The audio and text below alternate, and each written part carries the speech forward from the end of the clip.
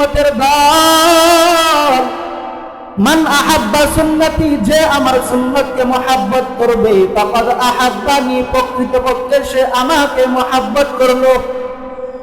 ওয়া মান আহাব্বানি কানা মাই ফিল জান্নাহ, আর যে আমাকে মুহাব্বত করবে সে আমার সঙ্গে জান্নাতে বসবাস করবে। আলহামদুলিল্লাহিল্লাযী হাদানা ইলা সিরাতিম মুস্তাকিম। أما بعد فأعوذ بالله من الشيطان الرجيم. بسم الله الرحمن الرحيم. لقد كان لكم في رسول الله أسوة حسنة. وقال النبي صلى الله عليه وسلم: من أحب سنتي فقد أحبني، ومن أحبني كان معي في الجنة. صدق الله العلي العظيم، وصدق رسوله النبي الكريم، ونحن على ذلك من الشاهدين والشاكرين، والحمد لله رب العالمين. दिन की सूरज डूब रहे हैं हम लोगों की सामने, दिन की सूरज डूब रहे हैं हम लोगों की सामने। रोज महशर क्या करे हम मुस्तफा की सामने। मोहम्मद ने आकर कुफर को मिटाया, मोहम्मद ने आकर कुफर को मिटाया, कुफर को मिटाकर सदाकत बताया, कुफर को मिटाकर सदाकत बताया। फुलफत में बराबर के वफा हो के जफा हो, हर चीज में लज्जत गाया अगर दिल में मजा हो, हर चीज में लज्जत गाया अगर दिल में मजा हो। আলহামদুলিল্লাহ, আল্লাহ তাআলা দরবারে লাখো কোটি শুকরিয়া যে মহান রব্বুল আলামিন আপনাকে আমাকে আজকের এই দ্বীনি পরিবেশে আসার বসার এবং কিছু কথা বলার এবং শ্রবণ করার তৌফিক দান করেছেন, সেজন্য কালিমাতু শুকরিয়া আদায় করি। সকলে বলেন আলহামদুলিল্লাহ। সম্মানিত হাজিরিন, পর্দানিশীন মা বোনেরা, আমি যে আপনাদের সম্মুখে পবিত্র কালামুল্লাহ থেকে আয়াতে কারিমা তেলাওয়াত করেছি, রাসূল করিম সাল্লাল্লাহু আলাইহি ওয়াসাল্লামের অসংখ্য অগণিত বাণী থেকে একটি হাদিস পড়েছি। আয়াত ও হাদিসের আলোকে কিছু আলোচনা করার চেষ্টা করব। ওয়ামা তাওফীক ইল্লা বিল্লাহ। মুহতারাম হাজিরিন, ভূমিকা ছাড়াই আমার আলোচনায় ঢুকছি, কারণ সময় খুব সংক্ষিপ্ত। তো সে বিধায় আমি কোনো ভূমিকা ছাড়াই আলোচনা করছি ইনশাআল্লাহ। সম্মানিত হাজিরিন, আমি যে আপনাদের সম্মুখে আয়াতে কারিমা তেলাওয়াত করেছি, আয়াতে কারিমায় আল্লাহ পাক রব্বুল আলামিন বলেন, وقال الله تعالى في كلامه المجيد لقد كان لكم في رسول الله أسوة حسنة তোমাদের জন্য মহানবী সাল্লাল্লাহু আলাইহি ওয়াসাল্লামের মধ্যে রয়েছে উত্তম আদর্শ। আমি যে আপনাদের সম্মুখে হাদিসে পাক তেলাওয়াত করেছি, হাদিসের অর্থ হলো এই, রাসূল বলেন ওয়াকালান নবী সাল্লাল্লাহু আলাইহি ওয়াসাল্লাম মান আহাব্বা সুন্নতি ফাকাদ আহাব্বানি ওয়া মান আহাব্বানি কানা মাই ফিল জান্নাহ। নবী করিম সাল্লাল্লাহু আলাইহি ওয়াসাল্লাম হাদিসের মধ্যে ফরমান, মান আহাব্বা সুন্নতি ফাকাদ আহাব্বানি ওয়া মান আহাব্বানি কানা মাই ফিল জান্নাহ। রাসূল দুনিয়ার উম্মতকে জানাইয়া দেন, ও উম্মতের দল, মান আহাব্বা সুন্নতি, যে আমার সুন্নতকে মহব্বত করবে, ফাকাদ আহাব্বানি, প্রকৃতপক্ষে সে আমাকে মহব্বত করলো, ওয়া মান আহাব্বানি কানা মাই ফিল জান্নাহ, আর যে আমাকে মহব্বত করবে সে আমার সঙ্গে জান্নাতে বসবাস করবে। হাদিসে পাকে রাসূলুল্লাহ সাল্লাল্লাহু আলাইহি ওয়াসাল্লাম স্পষ্ট বলে দিলেন, যারা রাসূলের আদর্শকে গ্রহণ করবে, যারা রাসূলের আদর্শ নিজের গলার মালা বানাইবে, তারা রাসূলের সাথে জান্নাতে বসবাস করতে পারবে। আর যারা রাসূলের আদর্শ না করিয়া আব্রাহাম লিঙ্কনের আদর্শ করবে, মাও সেতুসেনের আদর্শ করবে, দুনিয়ার পন্থ মন্ত্র আদর্শ করবে, রাসূলের সাথে জান্নাতে বসবাস করতে পারবে না। মুমিন মুসলমান জান্নাতে যদি বসবাস করতে চায়, তাহলে রাসূলের আদর্শকে ধরতে হবে, রাসূলের আদর্শকে গলার মালা বানাইতে হবে। যদি জান্নাতে থাকতে চাও, হে মুমিন, হে মুমিন, যদি জান্নাতে থাকতে চাও, তাহলে রাসূলের আদর্শের বিকল্প নাই, রাসূলের আদর্শকে নিজের গলার মালা বানাও। তাহলে তোমার ব্যক্তিগত জীবন সুন্দর হবে, সামাজিক জীবন, রাষ্ট্রীয় জীবনটা সুন্দর হয়ে যাবে। যদি রাসূলের আদর্শে নিজের ব্যক্তিগত জীবনকে পরিচালনা করতে পারি, যদি রাসূলের আদর্শে আমার সামাজিকতা পরিচালনা করতে পারি, রাসূলের আদর্শ অনুযায়ী যদি আমার রাষ্ট্রকে পরিচালনা করতে পারি, তাহলে আমার ওই রাষ্ট্র পরিচালনা হবে ইবাদত, আপনার আমার সামাজিকতাটা হবে ইবাদত। রাসূলের তরিকা অনুযায়ী যাই করব না কেন তাই হবে রাসূল করিম সাল্লাল্লাহু আলাইহি ওয়াসাল্লামের আদর্শ অনুযায়ী যাই করব না কেন তাই হবে ইবাদত।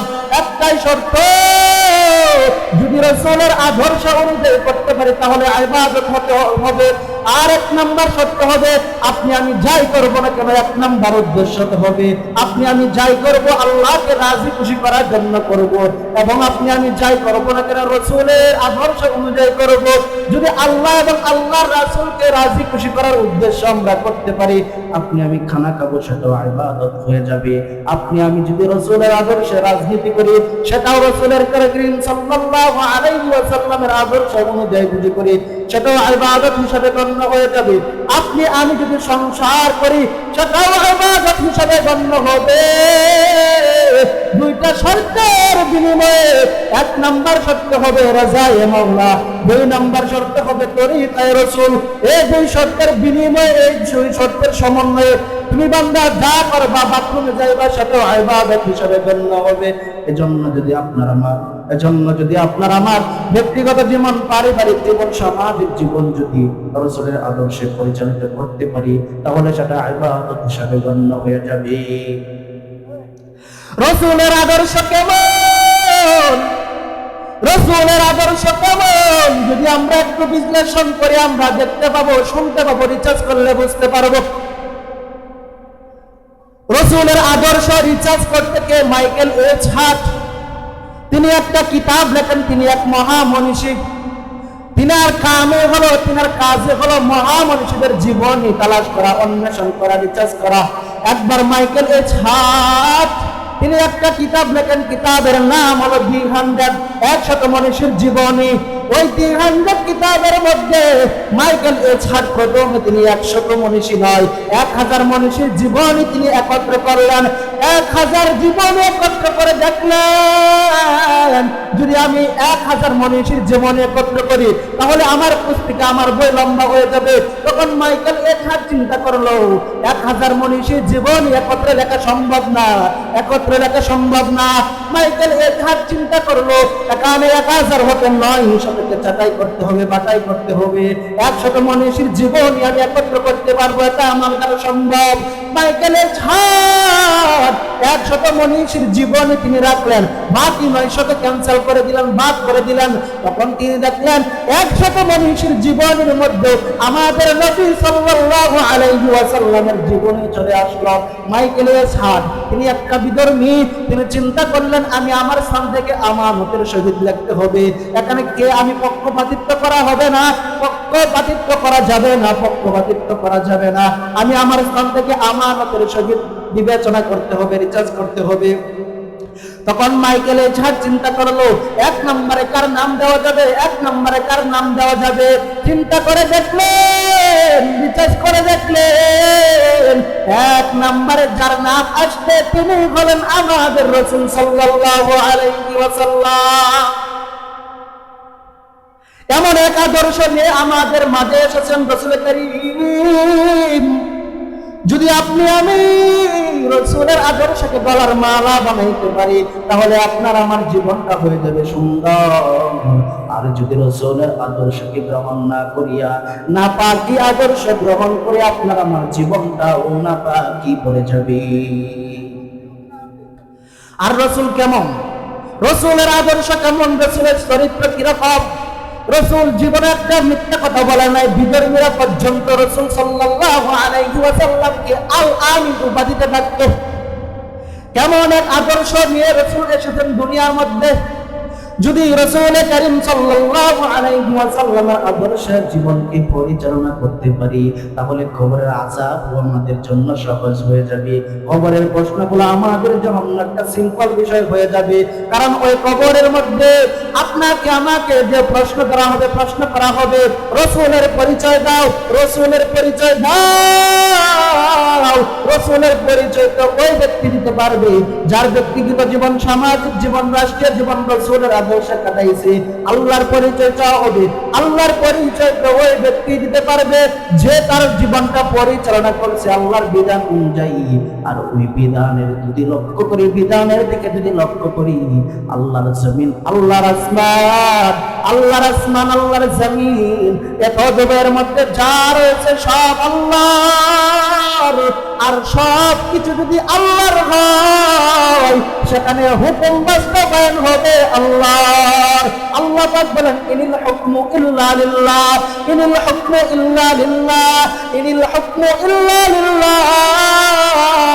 আল্লাহর জমিন, আল্লাহর আসমান, আল্লাহর জমিন, এত যুগের মধ্যে যা কিছু রয়েছে সব আল্লাহর।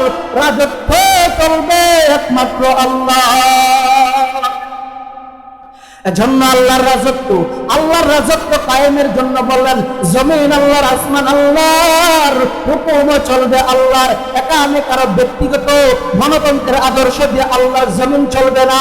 একমাত্র আল্লাহর বিধান খেলাফত যদি কায়েম হয়, আল্লাহর জাতের কসম, আল্লাহর জাতের কসম, যদি আল্লাহর ইনসাফ, আল্লাহর আইন দিয়া যদি দেশ পরিচালনা করা যায়, আল্লাহর আইন দিয়া যদি, আল্লাহর বিধান দিয়া যদি দেশ পরিচালনা করা যায়, তাহলে সমাজ থেকে দুর্নীতি সরে যাবে, সমাজ থেকে চাঁদাবাজি দূর হয়ে যাবে, সমাজ থেকে দর্শন দূর হয়ে যাবে, সমস্ত ফাহিশা অশ্লীল কাজ দূরীভূত হবে তখন যখন এই বাংলার জমিন কোরআনের আইন দ্বারা পরিচালিত হবে। তো আমরা ইবাদত করি, আল্লাহর হুকুম মানি, ফরজ হিসাবে মানি। নামাজ পড়া যেমন ইবাদত, রোজা রাখাও যেমন ইবাদত। আল্লাহর জমিন, আল্লাহর আসমান, আল্লাহর এত দুবের মধ্যে যা কিছু সব আছে আল্লাহর। এত দুবের কিছুর মধ্যে যা কিছু আছে আধিপত্য আল্লাহর। সমাজ ব্যবস্থা চলবে আল্লাহর আইন দ্বারা, এটাও আল্লাহর একটা ইবাদত। যদি আমরা আল্লাহর ইবাদত নামাজ পড়ি আর যদি রাজনীতি বাদ দিয়ে দেয়, আপনি আমি একটা ফরজ ত্যাগ করে দিলাম, অর্থাৎ এদেশে ইসলামের রাজনীতি চলবে, চাঁদাবাজি আর দান্দাবাজির রাজনীতি জমিনের বুকে দেওয়া হবে না। কিছু কিছু লোক বলে হুজুররা রাজনীতি করবে কেন, হুজুররা কি গাং দিয়ে বসে এসেছে? না না না না, এই জমিনের মধ্যে যদি রাজনীতি করার অধিকার থাকে তাহলে হুজুররাই রাজনীতি করবে।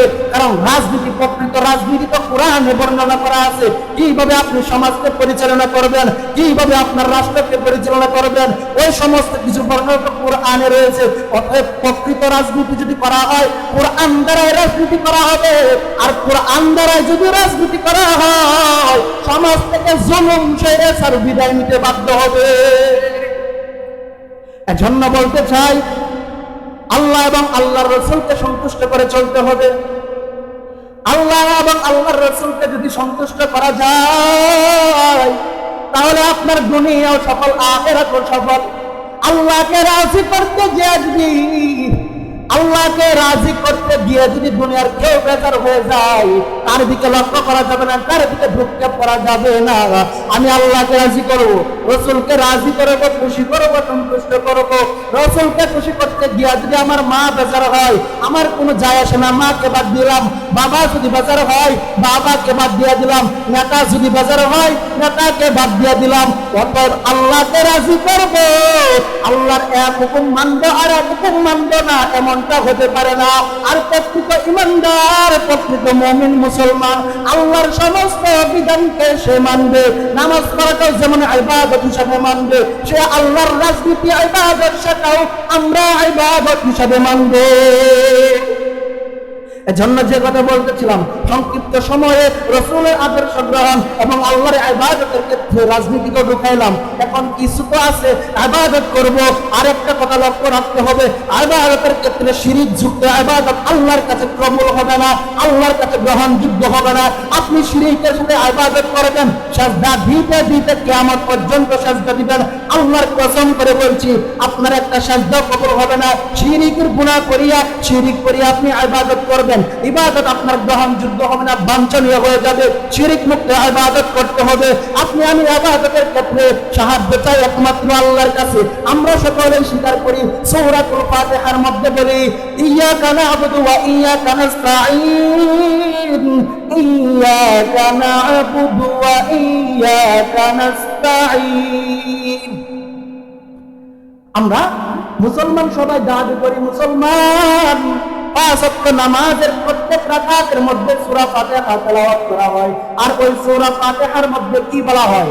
ইয়্যাকা না'বুদু ওয়া ইয়্যাকা নাস্তাঈন। হে রব, আমরা তো আপনার ইবাদত করি, আমরা তো আপনার কাছে সাহায্য চাই। এখন যদি কোনো পণ্ডিত, এখন যদি কোনো বাউল, এখন যদি কোনো পাগল আল্লাহর কাছে সাহায্য না চায়, মাজারে এবং বাজারে চায়, এটা হবে শিরিক। আর ওই শিরিকের গুনাহ রাখে বান্দা সিজদা দিলে ওই সিজদা কাজে আসবে না। আর শিরিক কেমন গুনাহ? শিরিক এমন একটা গুনাহ, ইন্নাশ শিরকা লাযুলমুন আযীম। শিরিকের গুনাহ হলো মারাত্মক। ওই শিরিক করে আপনি ইবাদত করবেন, ইবাদত গ্রহণ হবে না। এজন্য সাবধান, হে বাউল সম্রাট, হে পাগলের দল, সাবধান। তোমরা বাউলের নাম দিয়ে যে সমস্ত কর্মকাণ্ড করতেছো, হে মাজার পূজারীরা, হে মাজার পূজারীরা, কান খুলে শুনে রাখো। তোমরা ইবাদত নাম দোহাই দোহাই দিয়া এমন কার্যকলাপ করবা যে কার্যকলাপে আল্লাহর কে কটূক্তি করা হয়, রসুলকে কটূক্তি করা হয়। রসুলের আশিক রাসূলরা জিন্দা থাকতে রসুলের কটূক্তি নিয়ে তারা বেঁচে থাকতে পারে না। তাদের জীবনের রক্ত দিতে হলেও তারা জীবনের রক্ত দিতে তারা রাজি। রসুলের উপর কটূক্তি করবা, আঙ্গুল তুলবা, সেটা মুসলমান ইমানদার মানতে পারে না। আমরা ইবাদতের ক্ষেত্রে যদি সব ইবাদতগুলো বোঝাইতে পারি আর যদি শিরক মুক্ত করতে পারি তাহলে আমাদের লাভটা কি? আল্লাহর ইবাদত যদি করতে পারি, পাশাপাশি যদি রবের তাকওয়া, রবের ভয় যদি অন্তরের মধ্যে ঢুকাইতে পারি তাহলে লাভটা কি? এক নাম্বার লাভ, আল্লাহ পাক রব্বুল আলামিন বলে করে জান্নাত দিয়া দিলাম। আল্লাহ পাক রব্বুল আলামিন বলেন কি? ওয়ালিমান খাফা মাকামা রাব্বিহি জান্নাতান, ওয়ালিমান খাফা মাকামা রাব্বিহি জান্নাতান।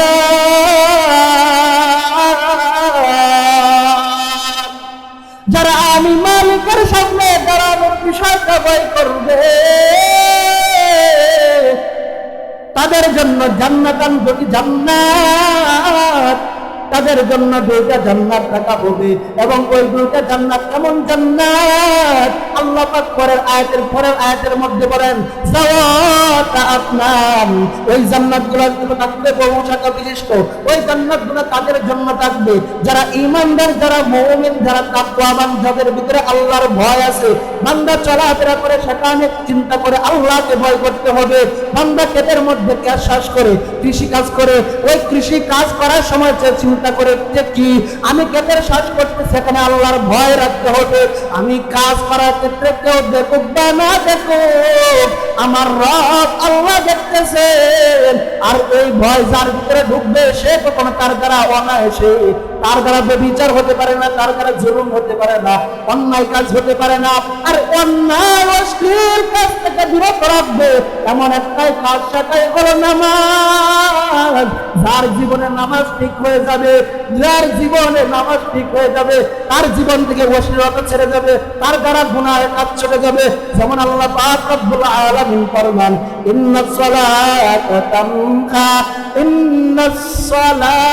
তানহা আনিল ফাহশাই ওয়াল মুনকার। আল্লাহর বাণী, আল্লাহ বলে ইন্নাস সালাতা, নিশ্চয় নামাজ অশ্লীল এবং বেহায়া কাজ থেকে বিরত রাখে। অতএব আপনার আমার জীবনের যদি নামাজ ঠিক হয়ে যায়,